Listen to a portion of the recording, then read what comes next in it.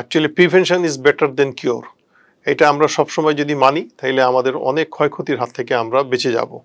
কারণ যখন একটা ঘটনা ঘটে যায় তখন সেটা ব্যয়বহুল অনেক হয়ে যায়। তো সেই জন্য আমরা গরিব মাত্র দেশ, আমরা গরিব মাত্রার দেশে আমাদেরকে সবসময় এটা চিন্তা করতে হবে। যে সমস্ত ফ্যামিলিতে হার্ট ডিজিজ আছে, যে সমস্ত ফ্যামিলিতে ডায়াবেটিস আছে, হাইপার টেনশন আছে, দে শুড তারা সবসময় একটু সতর্ক থাকবেন। বিশেষ করে 40 বছরের পরে তো অবশ্যই, তার আগেও করলে অসুবিধা নাই। কি কি আপনি প্রিভেনশন নিতে পারেন, যেমন আপনি কোলেস্ট্রলের টেস্ট করলেন, ডায়াবেটিস হচ্ছে কিনা প্রতি 6 মাস পর পর দেখছেন, আপনার হাই প্রেশার নিয়ন্ত্রণে আছে কিনা সবসময় এগুলো করলেন। যদি যারা ওষুধ পাবেন তারা ওষুধের মাত্রাগুলো ঠিক করে দিয়ে এটা নিয়ন্ত্রণ করবেন। এটাই হচ্ছে প্রিভেনশন। এবং বিশেষ করে হাঁটতে হবে এবং খাওয়ার অভ্যাস ঠিক রাখতে হবে। আপনি ফাস্টফুড যদি ডেইলি খান, ডেইলি বিরিয়ানি খান, ডেইলি কাচ্চি খান, তাহলে তো হবেই এগুলা। সেই জন্য আপনি খাবেন না কেন, সব কিছু খাবেন, অল্প অল্প খাবেন এবং হাঁটবেন।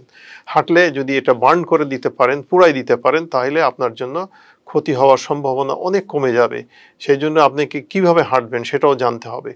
যে হাঁটাটা আপনার হচ্ছে প্রতিদিন অন্তত 20 মিনিট করে সপ্তাহে 5 দিন, যদি এর থেকে বেশি হাঁটতে পারেন আধা ঘন্টা করে প্রতি সপ্তাহে, আরও ভালো।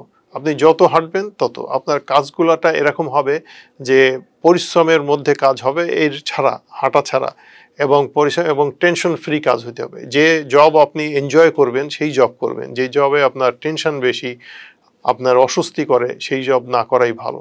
তাহলে দেখবেন, এবং প্রতিদিন আনন্দ ফুর্তিতে থাকতে হবে। ফ্রেন্ডদের সাথে, বাসার ফ্যামিলির সাথে সময় দিবেন এবং হাঁটবেন, হাসবেন প্রতিদিন, অট্টহাসি, একদম মন খুলে হাসবেন। দেখবেন যে আপনার এই হার্টের দিকে আপনার যাবেই না। সুতরাং সব কিছু এই প্রিভেনশনের মধ্যে বলা আছে যে prevention is better then cure, how to prevent your self to get disease. এবং আপনি এই ডিজিজ হওয়ার আগে থেকে আপনি যদি এইগুলোকে সব কিছু মানেন, দেখবেন যে হবে না। কিন্তু তারপরেও হতে পারে জেনেটিক কারণে। জিন থেরাপি এখন নতুন ট্রিটমেন্ট হিসেবে আসতেছে।